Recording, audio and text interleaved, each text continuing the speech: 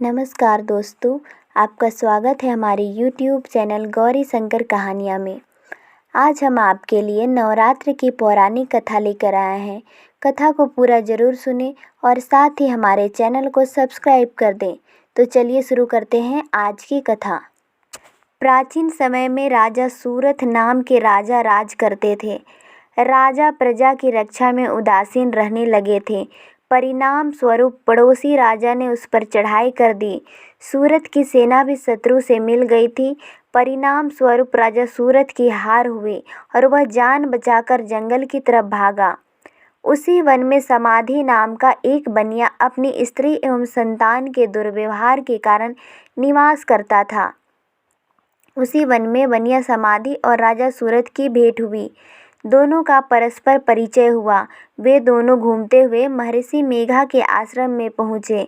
महर्षि मेघा ने उन दोनों के आने का कारण पूछा तो वे दोनों बोले कि हम अपने सगे संबंधियों द्वारा अपमानित एवं तिरस्कृत होने पर भी हमारे हृदय में उनका मोह बना हुआ है। इसका कारण क्या है?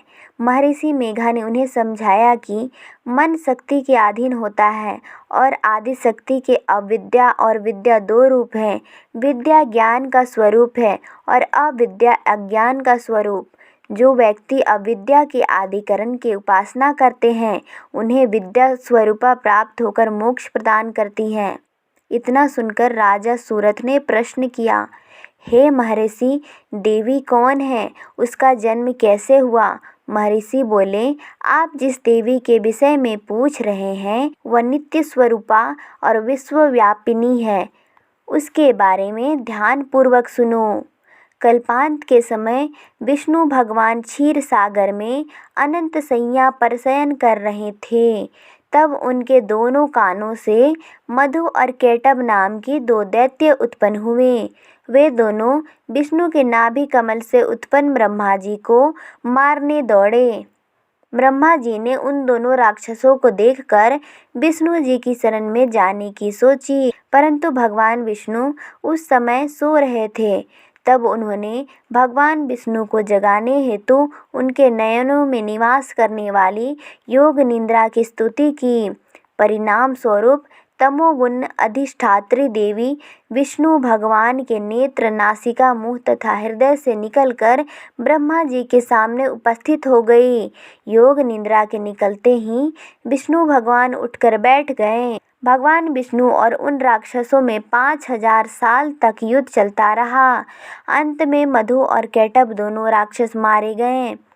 ऋषि बोले, अब ब्रह्मा जी की स्तुति से उत्पन्न महामाया देवी की वीरता तथा प्रभाव का वर्णन करता हूँ, उसे ध्यानपूर्वक सुनो। एक समय देवताओं के स्वामी इंद्र तथा दैत्यों के स्वामी महिषासुर में सैकड़ों वर्षों तक घनघोर संग्राम हुआ। इस युद्ध में देवराज इंद्र की पराजय हुई और महिषासुर इंद्रलोक का स्वामी बन बैठा। अब देवतागण ब्रह्मा के नेतृत्व में भगवान विष्णु और शंकर की शरण में गए।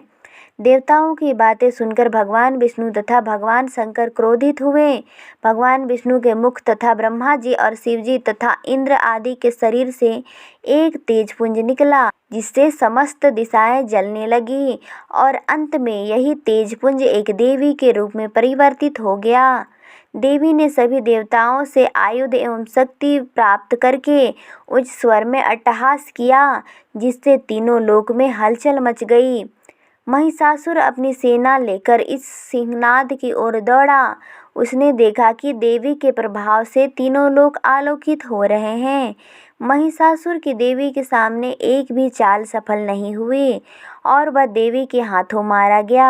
आगे चलकर यही देवी शुंभ और निशुंभ राक्षसों का वध करने के लिए गौरी रूप में अवतरित हुई। इन उपरोक्त व्याख्यानों को सुनाकर मेघा ऋषि ने राजा सूरथ तथा बनिया से देवी स्तवन की विधिवत व्याख्या की।